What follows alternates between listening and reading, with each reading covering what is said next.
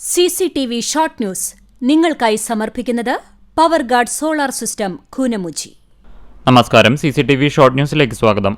Seed 1000 കോടി തട്ടിപ്പിന് നേതൃത്വം നൽകിയ എരുമപ്പെട്ടി പഞ്ചായത്ത് കോൺഗ്രസ് മെമ്പർമാരെയും നേതാക്കളെയും അറസ്റ്റ് ചെയ്യണമെന്നാവശ്യപ്പെട്ട് CPIMന്റെ നേതൃത്വത്തിൽ പഞ്ചായത്ത് ഓഫീസിന് മുന്നിൽ പ്രകടനവും ധർണയും നടത്തി.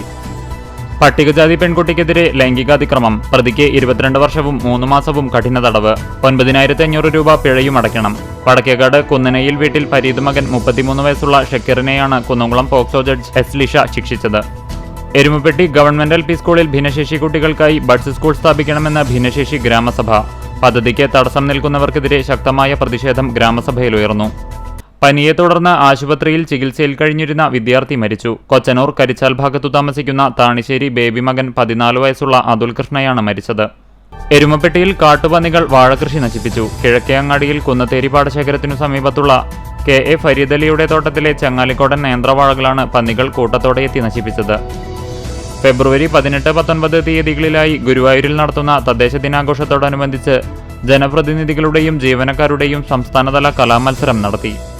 എരുമപ്പെട്ടി ചിറ്റണ്ട സ്വദേശി അഷ്റഫിനും കുടുംബത്തിനും പ്രവാസി കൂട്ടായ്മയായ വടക്കാഞ്ചേരി സുഹൃത്ത് സംഘം നിർമ്മിച്ചു നൽകിയ സ്നേഹവീടിന്റെ താക്കോൽദാന ചടങ്ങ് പ്രശസ്ത സിനിമാ സംവിധായകനും എഴുത്തുകാരനുമായ റഷീദ് പാറയ്ക്കൽ നിർവഹിച്ചു.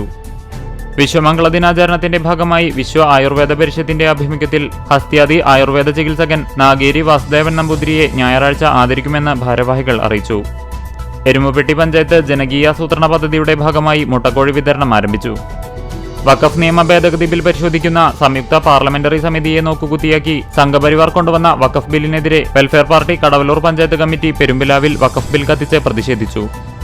കുന്നംകുളം കിഴൂർ വെർണാക്കുലർ LP സ്കൂളിലെ 98ാം വാർഷികാഘോഷവും അധ്യാപക രക്ഷാകർതൃ ദിനവും നഗരസഭാ ചെയർപേഴ്സൺ സീതാ രവീന്ദ്രൻ ഉദ്ഘാടനം ചെയ്തു.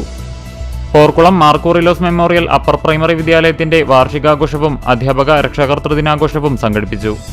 കൊരട്ടിക്കര ഗവൺമെന്റ് UP സ്കൂളിന്റെ 64ാം വാർഷികവും അധ്യാപക രക്ഷാകർതൃ ദിനവും യാത്രയയപ്പും നടത്തി.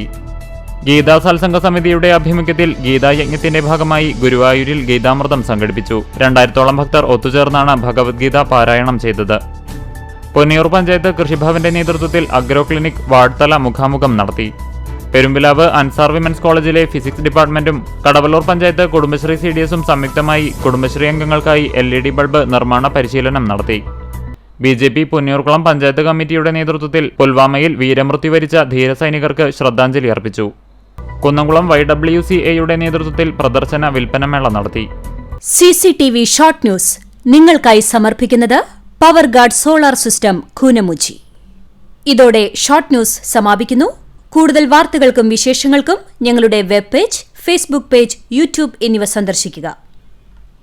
തത്സമയ വാർത്തകൾക്കായി www.cctvonline.tv സന്ദർശിക്കുക. നമസ്കാരം.